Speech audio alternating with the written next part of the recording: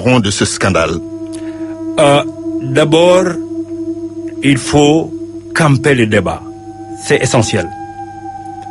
Touba, contre la volonté de son fondateur Cheikh Al Khadim, qui voulait faire de cette cité une cité bénie où on adoue Dieu, Touba est devenu un lieu de tous les trafics.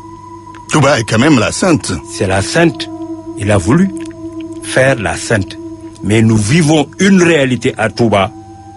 Touba est le milieu où tous les trafics se font. Commençons par les trafics de véhicules, les rimes. Commençons par le trafic de chanvre indien. Il nous arrive au tribunal d'avoir des procès pour lesquels des saisies sont faits camions de chanvre indien.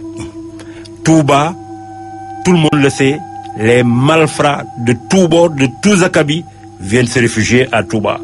Mais aussi, Touba, hélas, est le milieu où les faux médicaments foisonnent.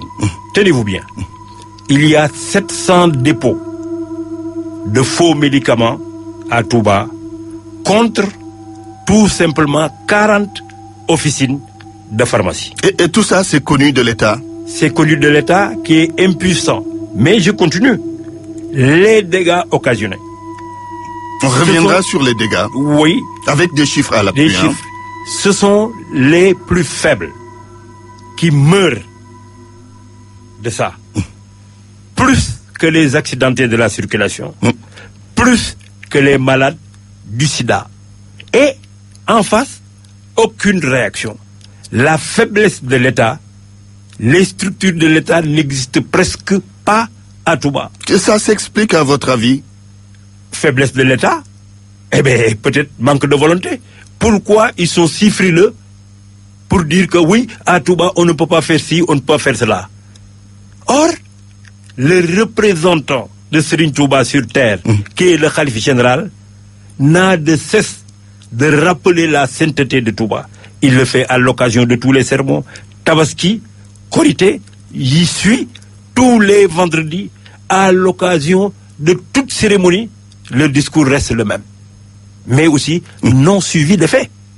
C'est ce qui fait que ce commerce qui prospère, c'est un commerce, excusez-moi l'expression, oui. Je le reprends, c'est un commerce mafieux. Est-ce qu'on a assez sensibilisé les populations qui achètent ces médicaments? Est-ce qu'on a assez sensibilisé ceux qui doivent réagir pour arrêter ce fléau? Parce que c'est un fléau quand même.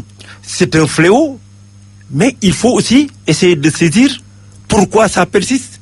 Pourquoi depuis plus de 40 ans, les médicaments sont vendus à Touba, et à partir de Touba, ces faux médicaments inondent le Sénégal.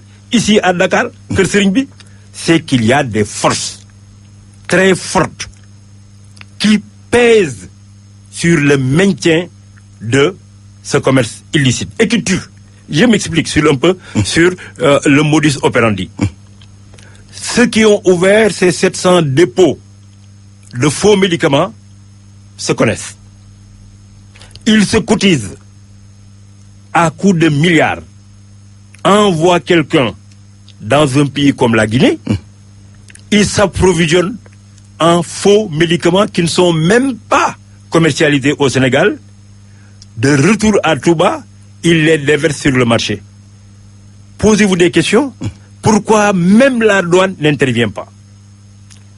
Comment on peut circuler avec de gros porteurs, de gros camions, comme dans le cas en l'espèce, 2 camions qui contiennent un chargement de 1,350 milliard de faux médicaments non contrôlés de la Guinée jusqu'à Touba? Tout de même, il y a anguille.